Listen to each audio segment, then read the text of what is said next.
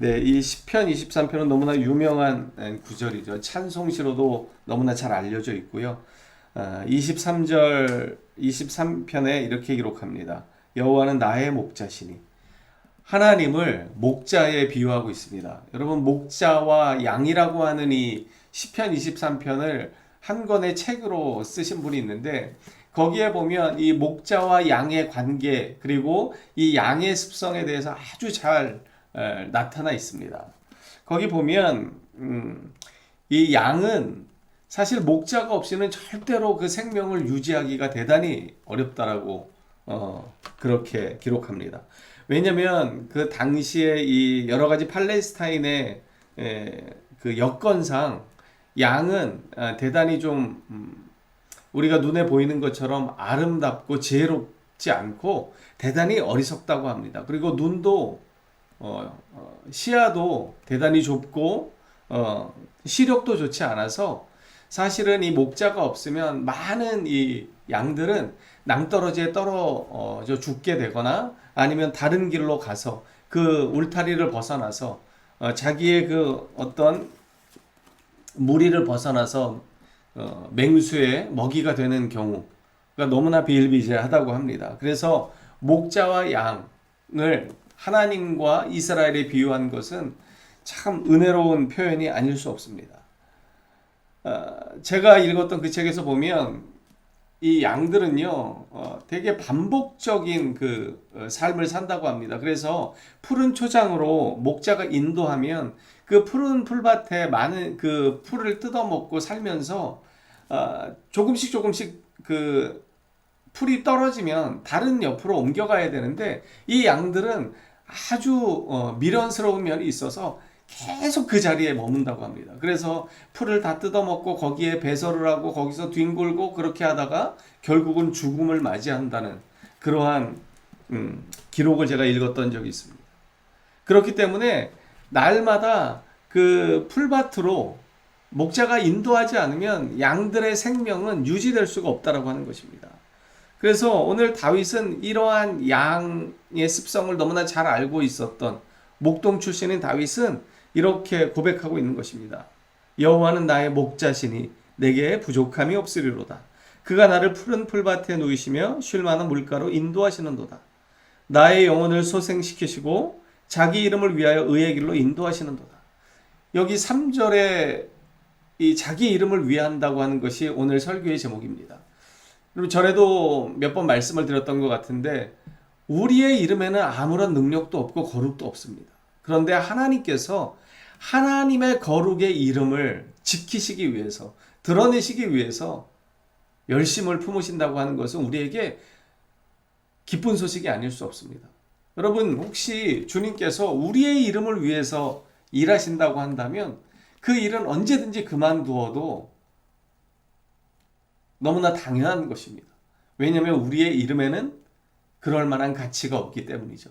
그런데 여호와 하나님의 이름은 얼마나 은혜롭고 거룩하고 능력 있는 이름입니까? 하나님께서는 자기의 그 거룩의 이름을 드러내기 위해서, 세상 가운데 능력의 이름을 드러내기 위해서 그렇게 우리를 인도하시고 보호하신다는 사실입니다. 다시 한번 3절을 읽겠습니다. 내 영혼을 소생시키시고 자기 이름을 위하여 의의 길로 인도하시는도다. 이사야 42장 8절은요 이렇게 기록합니다. 나는 여호와이니 이는 내 이름이라. 나는 내 영광을 다른 자에게 내 찬송을 우상에게 주지 아니하리라. 나의 영광을 다른 자에게 주지 않겠고 나를 향한 찬송을 다른 우상에게 넘기지 않겠다. 그것을 위해서 주님은 일하신다고 하는 것입니다. 이사야 48장 11절의 말씀인데요. 나는 나를 위하며 나를 위하여 일을 이룰 것이라.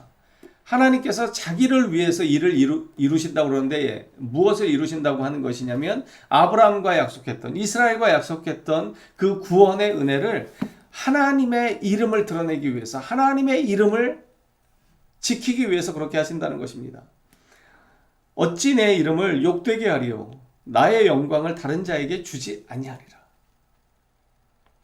그래서 우리의 구원이 너무나 확실한 것입니다. 하나님의 거룩한 이름을 걸고 우리를 구원하시기로 작정하셨기 때문에 우리는 그 하나님의 약속을 믿을 수 있는 것입니다. 여기 보면 4절에 이렇게 기록합니다. 내가 사망의 음침한 골짜기로 다닐지라도 해를 두려워하지 않을 것은 주께서 나와 함께 하시리라. 주의 지팡이와 막대기가 나를 안위하시나이다. 신명기 8장 4절에 보면 이런 기록이 있죠. 이 40년 동안에 내 의복이 헤어지지 아니하였고 내 발이 부르트지 아니하였느니라. 그렇기 때문에 우리는 두려워하지 않아야 하는 것입니다. 언제나 하나님은 두려워하지 말라고 우리에게 말씀하셨습니다. 창세기 15장 1절에 보면 아브라함과 횃불 언약을 맺으실 때에도 뭐라고 말씀하셨습니까? 두려워하지 말라고 말씀하셨습니다. 왜냐하면 나는 너의 방패고 너의 지극히 큰 상급이기 때문입니다. 하나님이 너와 함께 하시기 때문에 너는 두려워할 필요가 없다 이렇게 말씀하고 계신 것입니다. 저와 여러분에게도 동일하게 하나님은 오늘도 말씀하십니다.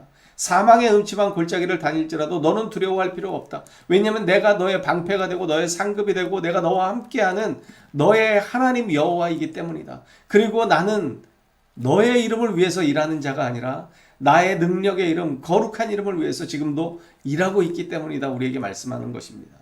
여러분, 이것이 우리에게 복음이 아닐 수 없습니다. 우리가 사망의 음침한 골짜기를 다닐지라도 두려워할 필요가 없는 것은 주님의 거룩의 능력이 우리를 붙잡고 있기 때문이고, 주님은 오늘도 내일도 자기 자신의 영광의 이름을 위해서 그렇게 일하시고 계시기 때문입니다. 민수기 14장 9절도 이렇게 이야기합니다. 다만 여호와를 거역하지는 말라. 또 그 땅 백성을 두려워하지 말라. 그들은 우리의 먹이라.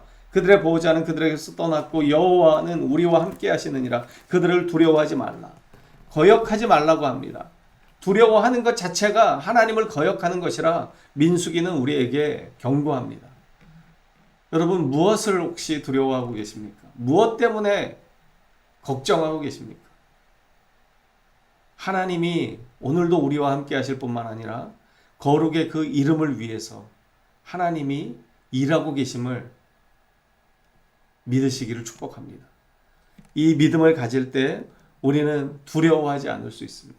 하나님께서 우리가 살아가는 그 평생에 하나님의 이름을 위해서 싸우고 계심을 믿음의 눈으로 바라보고 그 주님을 바라봄으로 참된 안식과 평강을 누리는 저와 여러분 되기를 소망합니다.